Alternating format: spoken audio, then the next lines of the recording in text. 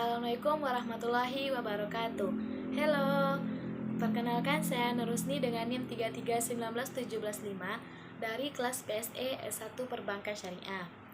Video ini saya buat untuk memenuhi ujian akhir semester mata kuliah Komunikasi Bisnis Islam. Baiklah, di sini saya akan menjelaskan materi tentang komunikasi. Sebagaimana yang kita ketahui bahwa komunikasi sangat penting, baik di dunia kerja maupun non-kerja. Komunikasi itu tersendiri adalah proses di mana seseorang atau sekelompok organisasi atau perusahaan yang ingin membangun, menciptakan hubungan dengan masyarakat lain dengan baik dan benar. Di dalam komunikasi ini terdapat komunikator dan komunikan, di mana komunikator ini adalah orang yang menyampaikan atau memberikan informasi kepada orang lain, sedangkan komunikan adalah orang yang menerima pesan dari komunikator tersebut.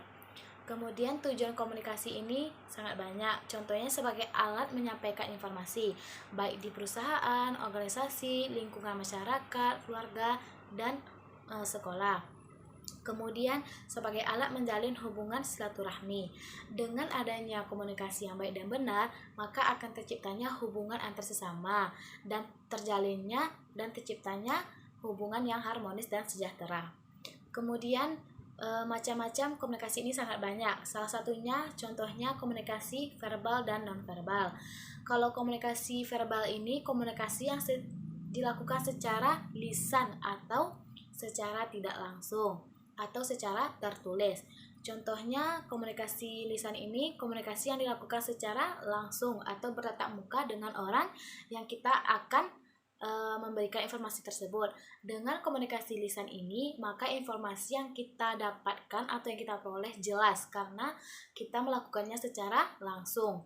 Kemudian komunikasi tidak langsung. Komunikasi tidak langsung ini komunikasi yang dilakukan melalui media sosial seperti WhatsApp, Facebook, YouTube, dan media sosial lainnya. Dalam menyampaikan informasi ini, kita harus menggunakan berbagai macam cara. Seperti yang pertama, informasi yang kita peroleh atau kita dapatkan itu harus sangat jelas. Jika tidak jelas sumbernya, maka kita tidak boleh menyampaikan informasi kepada orang lain. Kemudian menyampaikannya dengan jelas, tepat, dan tidak bertele-tele. Kemudian komunikasi nonverbal. Komunikasi nonverbal ini komunikasi yang dilakukan komunikasi yang dilakukan secara menggunakan gerakan tubuh, isyarat tubuh seperti senyum dan memberikan gerakan-gerakan kepada orang lain agar dipahaminya.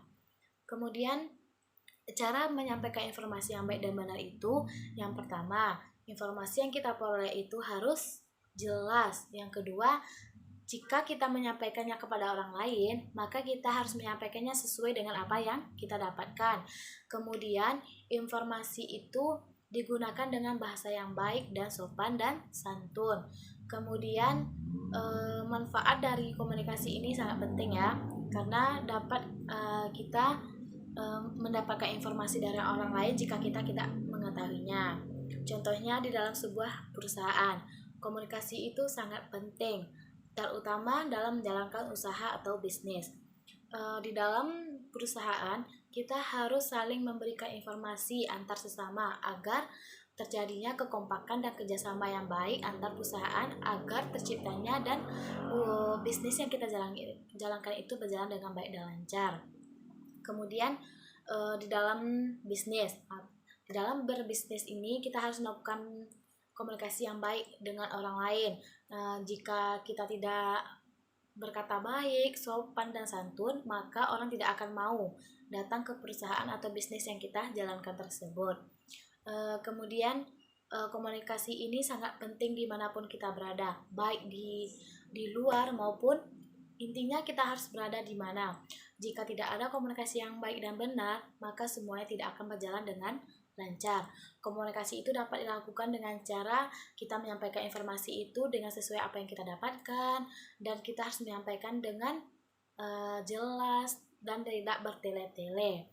Kemudian komunikasi itu sangat penting juga di dalam hubungan antar sesama dalam organisasi.